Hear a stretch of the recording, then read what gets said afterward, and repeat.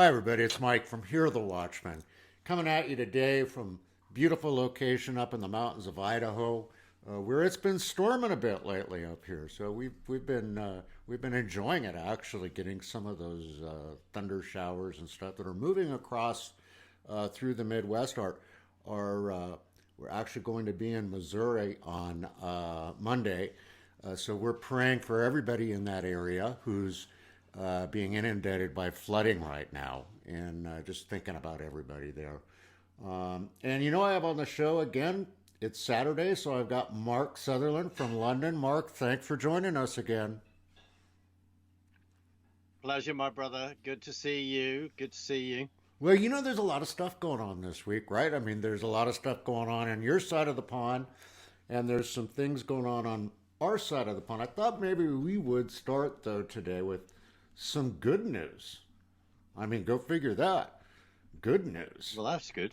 There was a woman on the island of Maui that has been missing for 16 days, and she was found safe. And now I know what you guys are going to do. Someone's going to say, she was a yoga teacher. She's New Age.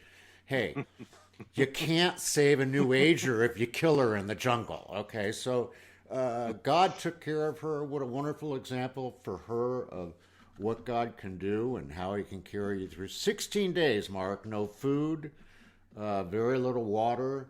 And she came out with just really just some scrapes on her feet was all that happened to her. So it's just, it's amazing. I was just tickled pink when I read that article today.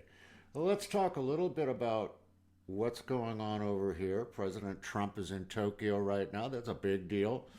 We'll see what comes out on that. But then we have our lovely Miss Pelosi, who just can't seem to put down the spears and keeps throwing them at our president. And now on Daily Mail UK, front page, first story, lead story, Facebook refuses to delete doctored viral video of Nancy Pelosi slowed down to make her appear drunk as her daughter brands Republicans despicable for sharing it and complains her mother doesn't even drink.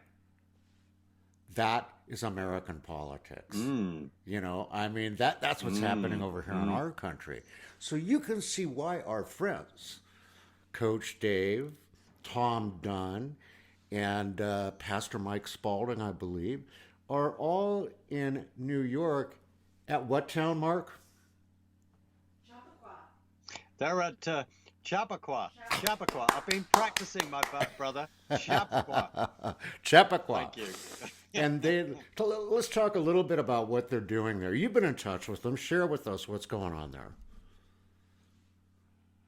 Well, basically today, so it's the Equal Justice Tour that Coach Dave and Mark Trump has been very much involved in this, in organizing this. So what's going to happen is that there's going to be a tour of the Chappaqua area, and they will be extremely near, going past, I believe, the house that Hillary Rodham Clinton happens to own with her husband Bill, the house where it had some numbers of servers that seemed to have caused a little bit of controversy, quite rightly, because there was something like 33,000 emails on these servers, some of them there, and then she had another server, I believe, in New York. The servers that didn't really exist, the servers that she thought was perfectly acceptable for her to conduct the business on behalf of the Clinton Foundation, which has been sort of laundering money. Yes, that laundering money service in regard to helping her win the election, which she didn't win. So this event is talking about the fact that it's equal justice for all under the law in regard to your constitution, in regard to the United States of America. But the fact to raise the point that there isn't equal justice, because at the moment she has got off. But we know that Mr. Barr has been given permission by President Trump to basically unfold all these documents unredacted about what has been going on, because we now, as he is talking about, President Trump is saying there's treason, there was a coup, attempted coup. Yes. So that's what's going on. So they're going to have a tour past, and then I think they're going to be meeting outside her house on the Sunday. So it's a weekend event, and our prayer is that as many people can get there and actually support this, because it's about raising profile again to say, look, something has to be done, because we have to see justice here, because Hillary Rodham Clinton, the crimes that she has actually done, she deserves to be in prison. And as we now know, as various people are now reporting, that all these emails, etc., they go all the way up to the top at the Obama administration. And so it's rather interesting to watch all this unfold. So that's what the tour is about. So they've got our prayers, got my support, even though I can't physically be there, and I would love to physically be there. I'm also excited that I can say Chappaqua, it seems properly in my British accent, just to raise the profile. You've got that Chappaqua thing down, and this is not just a one weekend event in Chappaqua. This is a movement that is going across the country, folks. And you can just Google Coach Dave Live, and you'll find everything you want to know about it there. And Coach Dave and Tom Dunn will be with us next weekend in Long Island, New York, for our spiritual warfare training workshop. It's intense. It's like nothing that's ever been done before. And folks, you can still avail yourself of that by just going to hearthewatchman.com. You can pre-order a DVD set. You can sign up for live streaming or on demand. You don't want to miss this. This is teaching. This is not a conference. This is teaching.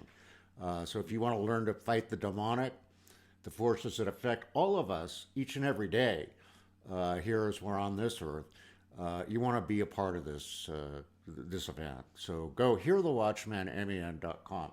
So Mark, let's jump to your side of the pond, which, I was thinking this morning, understanding British politics and European politics, I think it would be easier to learn to ski blind with one leg than to understand how your whole system works. I mean, I am... Okay, so you keep voting on something that you already voted on, and now they're still voting on it until tomorrow in other parts of Europe. You guys are done with it, I guess. And the big news is Theresa May, of course, conceded that she, had lost the support of her party and the Brexit deal. And she resigned the other day. I think she's leaving office like June 7th or something like that. President Trump came out and said she's a wonderful, strong woman, but I want to talk to her about being involved with the Russia deal when I see her on the 6th. I think it goes there like right before she leaves. And you've got the man they're calling Trump's friend, Boris Johnson, leading the way in a race to replace the PM, or at least that's what we're seeing here, is that he's leading right now. So what is going to happen? Well, let's just unpack what you've said. So yes, so she resigned. She resigned yesterday, and I'd just like to say that last Saturday I called this, because I remember in our conversation I said that within 10 days there was a tweet to say that within 10 days she would stand down. So she's standing down on the 7th of June, absolutely. And there we had her tearful farewell outside number 10 Downing Street. Now, we have to be extremely honest and say this how it is, as I will do. The fact is that this is a woman that was pushing a deal that was completely against the democratic vote of 17,410,752 people, with a majority of over 1 million of this country. We voted to leave, period. We didn't vote to leave negotiating a deal. We voted to leave. The date went past on March the 29th, and we are now find ourselves in regard to the EU that we will leave on, it's been pushed back to the 29th of October, Halloween. You can't make this up. So just laying out those facts. This is a woman that, in my own personal opinion, and talking to some wonderful close friends and certain insiders, the fact that she is not a conviction politician at all. She has made a complete, in my opinion, mess of any particular department that she has run, etc. And as the election of 2017 showed, she had two advisors, Nick Timothy, Fiona Hill, who were paid in about £130,000. These people were unelected. They were unelected advisors to her. It got so bad that the rumours are that they would actually be answering the phones at number 10 and fielding calls from other members of the cabinet who actually wanted to talk to our Prime Minister. And the important reason why I emphasise the fact that these people are unelected is that this is what's been going on. As Christopher Booker, who writes in the Daily Telegraph, reminded me in 2016, there are plenty of fantastic people in this country, but the problem is they're actually not running the country. And we have forgotten how to run our own country since 1973, when we were taken into the then common market, which has now bloomed into the EU, which is a political and monetary body that was designed in 1923. It was always about that. So we have handed over the running, in my opinion, to the civil service. And she basically... She just takes advice. There are no convictions whatsoever. As a friend said, she makes a wonderful head girl, but could never be headmaster.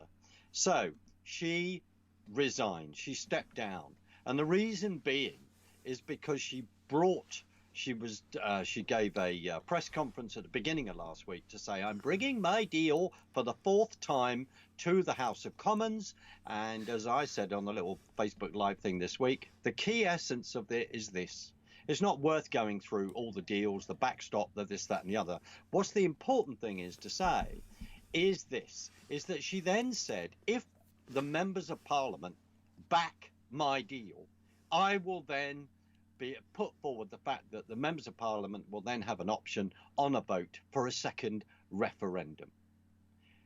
I mean, once those words were spoken, the whole of the internet lit up. Tweets galore to say, what is this woman on? You know, this is outrageous. You are so out of touch. Because actually, and this may sound very harsh, but for Mrs. May, it's all about her. It's always been about her. It's not about the good of the country. It's not about democracy. It's all about her. Because at the end of the day, allowing various civil servants to negotiate on behalf of the EU how the UK actually leaves the EU and keeps us as a vassal state. I remind people of that BBC 4 documentary in regard to the fact that Bostad, you know, in the EU Parliament is going, we've got them where we want us. They are now a colony. So Angela Leadsom, who was one of her cabinet members, went into number 10 and other cabinet members went in and basically said, this is untenable. There was a revolt in the cabinet. And Angela Leadsom Rowe, I believe, is Father of the House, which means that you are in charge of organising the business of the House of Commons and what policy, you know, of putting through the policies of government and for people to vote on and got through. Angela Leadsom is a Leaver, is a Brexiteer, and was very much involved in that and was going to stand. She is a Christian, I believe. She was going to stand and then backed out, which is a shame. So she backed out. So she went in and she resigned publicly to say that I cannot stand by the fact that she's going to bring this policy forward. So answering your question again in the facts that you brought forward. So where are we at? So she goes on the 7th. Fantastic. President Trump comes in and goes, Theresa, we need to have a little bit of a chat. Did you actually know about the fact that GCHQ was spying on me, was one of the Five Eyes used by the Obama administration? I'm not saying anything that we're not making any of this up, because this is coming out now. So I don't blame the Donald whatsoever. If I were him, go and have a chat and say, did you know this? Did you know this? Remember that you may not know, but this woman was also charged with cutting our police forces up and down this country by at least 40,000. Now, they've tried to cut backroom staff where they can. But we are under-policed. We do not have enough numbers on the streets. There are other things that this woman has said in regard to, describe Sharia courts as beneficial and allowed them to operate in parallel with British law, despite the fact that such courts are complicit in the mistreatment of Muslim women by their menfolk. That has to be said as well. There are a number of other things that this woman has actually done. So I wish I could be the fly on the wall. If she's there, if she's still there, and she will be when the Donald flies in and has that conversation in regard to, can we just talk about the fact that, as Dan Bongino's book raises in Spygate, that your head of GCHQ, Mr. Hannigan, handed over a file to Brennan, who was then in charge of the CIA. Could we just have that conversation, Theresa? I'm sure that you are a very nice woman, blah de blah, but could we just have this? Because basically what you've done is contributed in regard to all the other, sort of liberal progressive governments across the world. You have contributed to the fact that you tried not to have a coup against me, right? Your government has, all the particular spy agencies, you're in the Home Office, not sure how much you do know, were you aware of various things? As we all know now, and as this plan will be unfolded, it was in the making for a long, long time. Quickly going back to Chappaqua, Mrs. Hillary Rodham Clinton, they all thought it was going to be a cakewalk. She was going to get in, but if she lost, they then had this complete fabrication of Russia, and then to pin it on the Donald. That summary, that is what has been going on, and various governments, people, whether they're discussing this at Davos, etc., they are all in the know. So we leave that aside. Boris Johnson. Boris at the moment is the front runner for taking over as Prime Minister of this country. Boris Johnson, like all of us, has many, many faults. He's not perfect, nor are we. He was foreign secretary until I think 6 months ago when 7 months ago when he resigned, maybe a bit further than that. He was very unhappy with what was called the Chequers Agreement, chuck out Chequers, as they were discussing this last summer. So I think he went soon after that in 2018, because every deal that's been brought forward, just to re-underline this, leaves us as a vassal state. We would only leave in name only. That's why, which doesn't represent the will and the democratic will of the people. Now, the EU does not like Boris Johnson, doesn't like him. So that's already a good thing for a start. Now, Boris has actually said that if he becomes a prime minister, we will be leaving the EU with a deal or without a deal. Now, he's having to say that at the moment. We need to leave without a deal. We don't need a deal.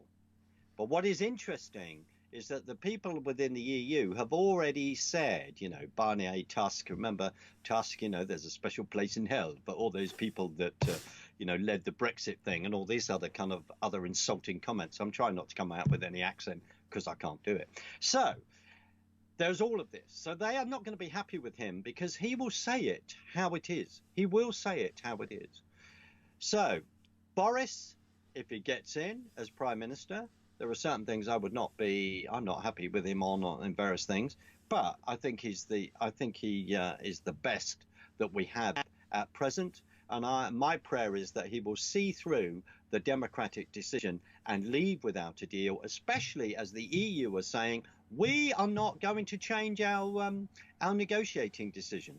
That's it. That's the deal. So then we leave and we can let Macron, and we go into slightly even more of a serious comment because it's very, very concerning. We will then let Macron, continue the kind of thing that he wants to do and become, Napoleon II and turn with him and others. Then he wants to be leader of the, president of the EU and run this federalist state under tyranny, as far as I'm actually concerned.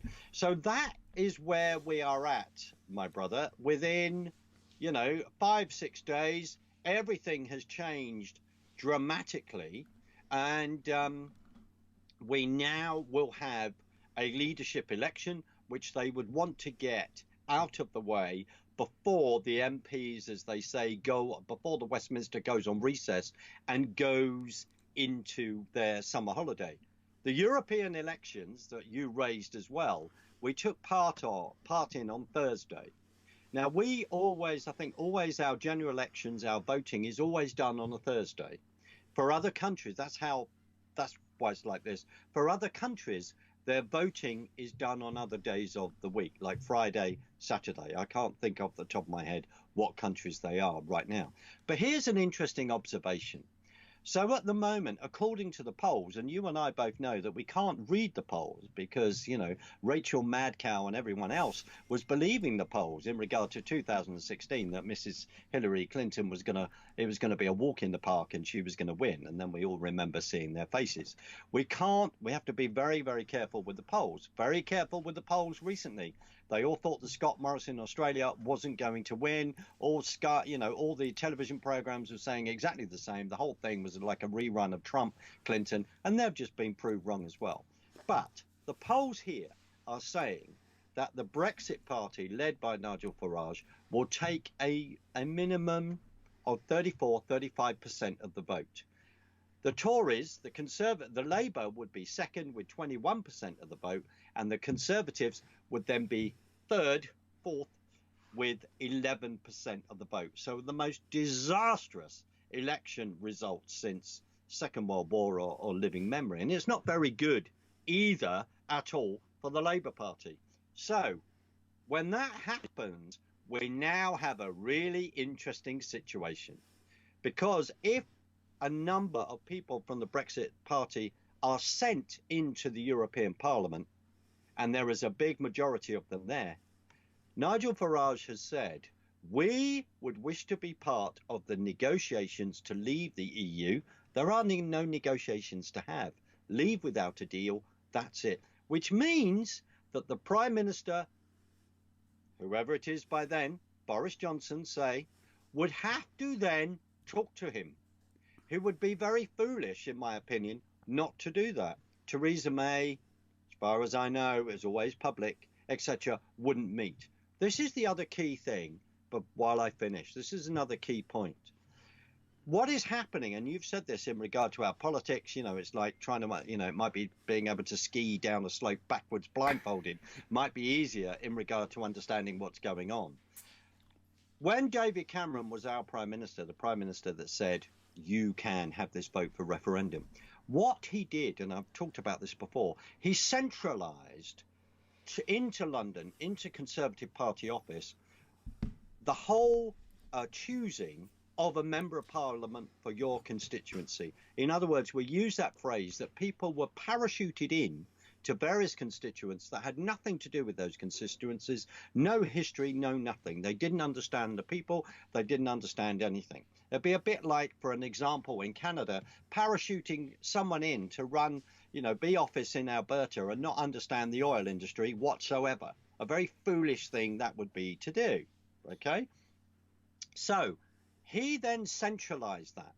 And there is a huge fight going on between the Conservative Party associations on the ground, e.g. our equivalent of We the People on the ground, against the members of Parliament within Westminster. And there is no doubt about it that a lot of Conservative people, instead of voting for Conservatives in the European election, have actually voted for the Brexit Party.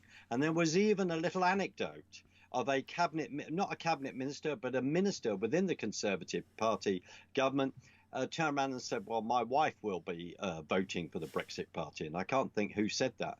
So that is what's going on. And these results, we will know these results, I think, either 10 o'clock Sunday or after at 10 o'clock at night on Sunday. So have I answered your question, my brother? You have. I mean, what is the feeling there on the street? What does everybody think will happen when all the ballots are counted? Well, again, you've asked a very good question because I missed this out. What is slightly concerning, I mean, very often the European elections, the turnout for the European elections is not very good at all. I think it's about 36% of the people actually maybe bother to vote. I could be wrong on that. We'll look at that. Now, compare that with the fact that the people who voted in regard to the referendum was the most people ever in recorded history, if ever, a turnout of 71%.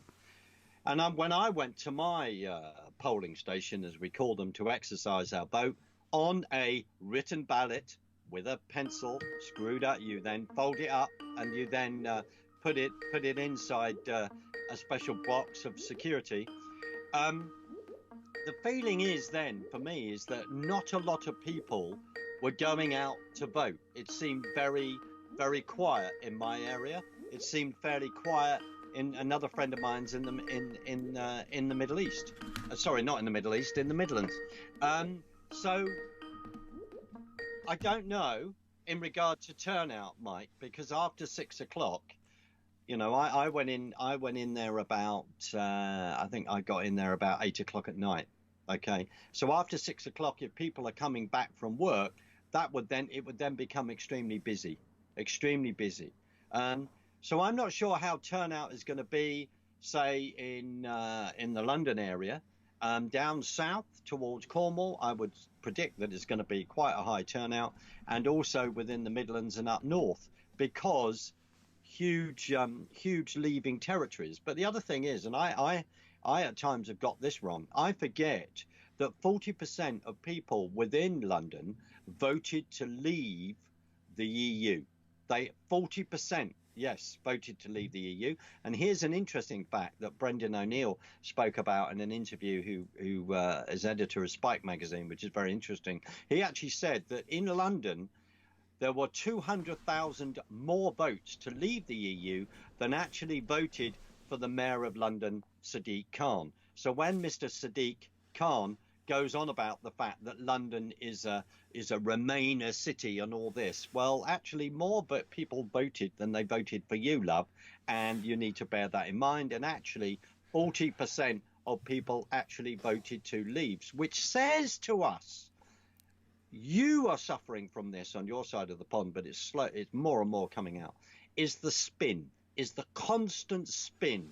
And we're having to go through the headlines, look at alternative sources, and you and I always get accused of, yes, but you're only looking at this kind of source, you're only looking at the Daily Mail or whatever. I occasionally will read The Guardian or look at the Huffington Post. But sorry, you know, we believe passionately in our cause, and we are being slowly vindicated and proved right. So the fight is still on, but another Prime Minister casualty has gone. She didn't have to go, even though she was a Remainer. She could have done what she should have done, which was we should have left on the 29th of March. And as I've said, technically we already have. We didn't need this appalling deal negotiated, as far as I'm concerned, by civil servants. Leaving is leaving. In fact, after we should have just left from day one. And Boris Johnson, in my own opinion, I'll go out here, for him, if he becomes Prime Minister, what he should then do, as far as I'm concerned, within a day or two, just turn around and say, we've left. We're leaving without a deal. All the apparatus for us to leave without a deal is in place. It's people like Mark Sutherland, that civil servant I talked about a few interviews ago, who just made the sleight of hand, he just turned around and said, we're going to stop these preparations. And he is an unelected official. In regard to that famous BBC program, a comedy program at the early 90s called Yes Minister, he absolutely, he and others personify the power that they have been given, that they should not have been given at all. And we need to learn, and we're going to learn how to run our own country again. So the feeling on the street is this, is that people know that our swamp, the plug has come out on your swamp on your side of the pond, right? President Trump is the leader of that plug pulling exercise that's going on. We over here, our swamp has been revealed by Theresa May going, if Boris Johnson sticks to the course that the people are asking him to do, which they asked on the 23rd of June 2016, our swamp will start to be drained, and it is not going to be very, very pleasant, because one of the things he needs to do is to go into our civil service and drain it. And frankly, it's a bit like, as you find, here are the parallels again, my brother. The parallels are, as the Obama administration moved out, as the 44th president moved out, the people that were left there on this, the Ninth Circuit, etc., other Obama leftovers who passionately believe in all his policies and passionately, as progressive Democrats, they're in there. They have been trying to stop the president and his administration do all the things that was voted in to do, and of course he's made astounding progress. We will see the same. The civil servants. There's been this fight within the civil service, as Melanie Phillips has raised. So it's going to be an interesting times. But our swamp, all that pus and horrible greenery, I'm praying is going to be coming out, all that poison, because it needs to. We then need to remind ourselves we are then a sovereign nation. We need to learn how to run ourselves as a sovereign nation, and all needs to be revealed in the fact that we have taken all these diktats, particularly from 1992, from the European Union, as much as people deny the fact that we lost our sovereignty in 1973. And we are about to be on the threshold of genuinely taking that back quickly. That doesn't mean that I don't like Europe. I love Europe. But I cannot stand European governance, which is a Marxist socialist construct. Well, it's exciting times, there's no doubt. I mean, there's just so much changing so quickly, and everything that happens on your side of the pond affects our side of the pond. So it's exciting times. So, folks, that's going to wrap it up for us here on the Watchmen's Report today, especially since I just got a notice that I have 7% battery left on my computer here. I guess I forgot to plug it in. But we'll see you next time here. Don't miss us next week out at Long Island, New York. HearTheWatchman.com. Go there, check everything out. And we'll be back next Saturday with a report from Mark to see what's going on each week. And we'll give you some updates on what's happening in Long Island, New York. Mark, thanks for joining us. Pleasure to see you, my brother. Remember, everybody, like we always say when we close the show, there's nothing you can't do with Jesus in your heart, except nothing at all. Get out there, activate your faith. Coach Dave, those guys, look what they're doing. You can do it too. We'll see you next week.